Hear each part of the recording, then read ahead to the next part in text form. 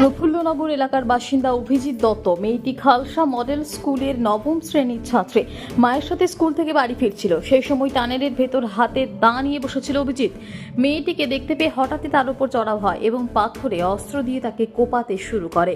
মেয়েকে বাঁচাতে গিয়ে তার মাও গুরুতরভাবে আহত হয়। প্রথমে দুজনকে উদ্ধার করে স্থানীয় এক বেসরকারি হাসপাতালে নিয়ে যাওয়া হলে সেখান থেকে অবস্থার অবনতির জেরে কলকাতার বেসরকারি একটি হাসপাতালে স্থানান্তরিত করা হয়।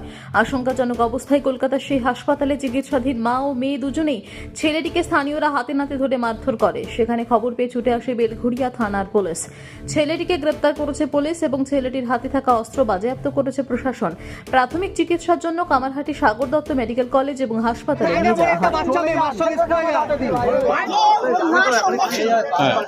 এই লোকটা ঠিক করে ধরো না। তখন নাকি কি তরকারি এই দেখে হাতে ইয়ে দেখেই আমি দৌড়ছি আর দাঁড়াইছি। তারপরে কি ঘটনা হচ্ছে আমি জানি না। তারপরে শুনুন মেয়েটাকে ওরকমভাবে নৃশংসভাবে কুপিয়ে খুন করেছে, যেখানে এটা ক্লাস 6 এর বাচ্চা। কত বয়স হবে? 13 বছর বয়স। 24 ঘন্টা এখান থেকে পুলিশ অভিযান করছে। দেখতে পাচ্ছেন না মেয়েটা মারা হয়েছে। পুলিশ চোরের মতন পুলিশ টাকা তুলতে পারে একটা বাইকের কাগজের জন্য, সবকিছুর জন্য। যখন ওই পারে পুলিশ করে তখন পুলিশ গাড়ি ধরে পেট্রোল। কি হয়েছিল ওই ঘটনা? কি হয়েছিল? 13 বছরের বাচ্চা তার মায়ের সাথে স্কুল থেকে ফিরছে, সেখানে কিনা ছেলেটি তার মেয়েটিকে কুপিয়ে খুন করেছে।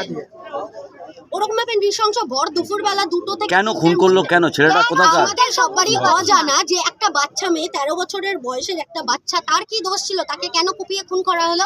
এই প্রশ্নের উত্তর আমাদের সাধারণ মানুষের কাছে নেই, কারণ ছেলেটিও ক্লাস 11-এ পড়ে। তাহলে আজকে নারী সুরক্ষা কোথায় যাচ্ছে? যদি একটা 11-এ পড়া ছেলে একটা 13 বছরের বাচ্চাকে কুপিয়ে খুন করে, সেখানে আমাদের নারী সুরক্ষা নিয়ে প্রশ্ন উঠছে। তাহলে কি আমরা অফিসে বেরোবো না? মেয়েটি কোথায় থাকতো? মেয়েটি থাকে আমার বাড়ি থেকে 2 আপনার বাড়ি কোথায়? আমার বাড়ি হচ্ছে প্রফুল্লনগর ক্লাবের সামনে। তার থেকে ঠিক কিছুটা দূরে গেলে আমাদের কাউন্সিলরের বাড়ি। কাউন্সিলরের বাড়ি থেকে 2 বাড়ি পরেই মেয়েটির বাড়ি। আর ছেলেটি যে ছেলেটি মেরে সবাই শুনে কে ছেলে? কোনো ছেলে মেরেছে? কি বলছেন? এখান থেকে আমাদের রাস্তা, আমাদের স্কুল কলেজ সব, এটা হচ্ছে মেন রোড আমাদের বাচ্চারা। আমরা মেয়েদের নিরাপত্তা চাই সরকারের কাছে, যে আমরা কি মেয়ে জন্ম থেকে পাপ করেছি? মা থাকতে আমরা মেরে দিচ্ছি, মা থাকতে। কি দেশে আমরা বাস করছি বলুন? মেয়েদের এত সুযোগ সুবিধা, মেয়েদেরকে দিন দুপুরে রেপ করছে, মার্ডার করছে। আমার নিজের ঘরে 3টা মা আছে, আমার সঙ্গে খারাপ লাগে। আমি ওকে কোপাতাম, আমি ওকে কোপাতাম। কি বলবো, এটা শুনছি তো মা নাকি স্কুলে নিয়ে যাচ্ছিল। হ্যাঁ, তারপরে নাকি কুপিয়েছে, অনেকে প্ল্যান করে মেরেছে। আমি ঠিক জানি না কাকে কুপিয়েছে। মেয়েকে কুপিয়েছে, মা ঠাকা মেরেছে, মাকেও মেরেছে। আচ্ছা, আপনি এখানে থাকেন তো? আমি বলেন। মা ছেলে মেয়েকে নিয়ে বিয়েতে যাচ্ছিল। হ্যাঁ হ্যাঁ হ্যাঁ। হঠাৎ পিছন থেকে ছেলেটা এসে দাউটা বের করে একদম কোপাচ্ছে। তাই? মাথা বলুন, এগুলো আবার পুলিশ এসে তাকে নিয়ে গেল ছেলেকে। আতঙ্কিত আপনার এই ধরনের ঘটনা ঘটলো আজকে পাড়ায়? যায়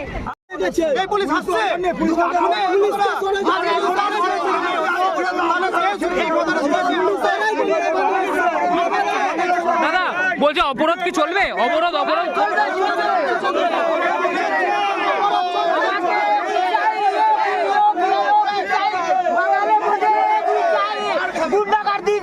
বাঙালি অনেক বেড়ে যাচ্ছে, আমাদেরকে অশান্তি আমরা চলতে দেবো না।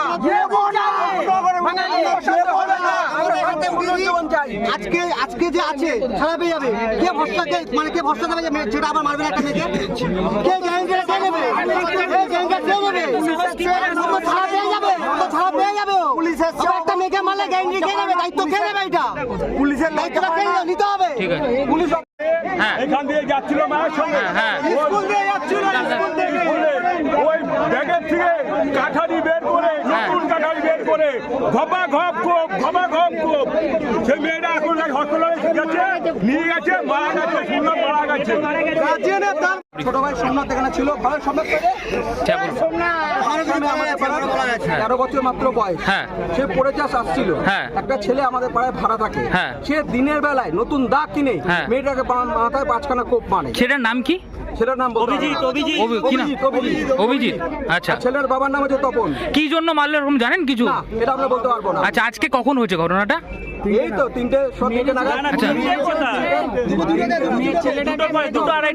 ছেলেটা ম্যারেজ হচ্ছে কারণ মেয়েটাকে ছেলেটা প্রপোজ করে। হ্যাঁ, এবার আমরা যতটা শুনেছি মারামারির সময় ছিনলে হ্যাঁ। মেয়েটাকে একটা চড় মারে যখন ছেলেটা প্রপোজ করে, তো মেয়েটা মানা করায়, হ্যাঁ। কারণ মেয়েটা বাচ্চা মেয়ে। ওর জন্য ছেলেটা তার মনে হতো রাগ পুষে রেখেছিল, সেই রাগটা হয়তো আজকে মেয়েটার উপর মিটালো। মেয়েটার মাথায় কম করে 5টা কোপ মারা হয়েছে, মাথাটা খুলে গেছে, মেয়েটার বেঁচে নেই। তো এই যে ঘটনাটা ঘটলো, পাড়ার মা বোনেরা তো মানে আতঙ্কে ভুগবে, কি বলবো?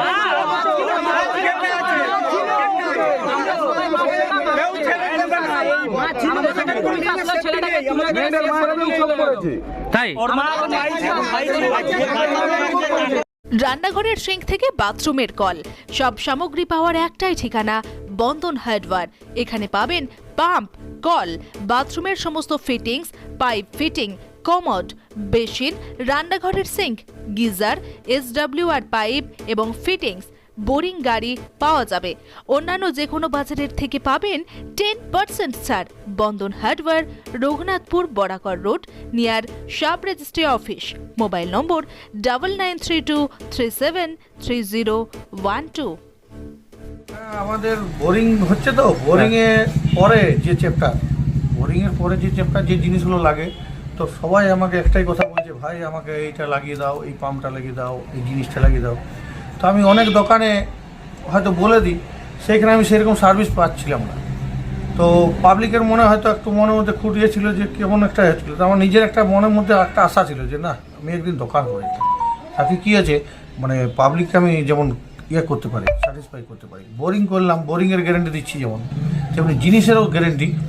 আমি এখন যে কোম্পানিগুলো ডিলারশিপ নিয়েছি, তাতে প্রায় সবগুলোই মোটামুটি 10 বছর, 7 থেকে 10 বছর গ্যারেন্টি, ওয়ারেন্টি না গ্যারেন্টি। এমনকি বাজার থেকে 10 থেকে 15% কম রেট।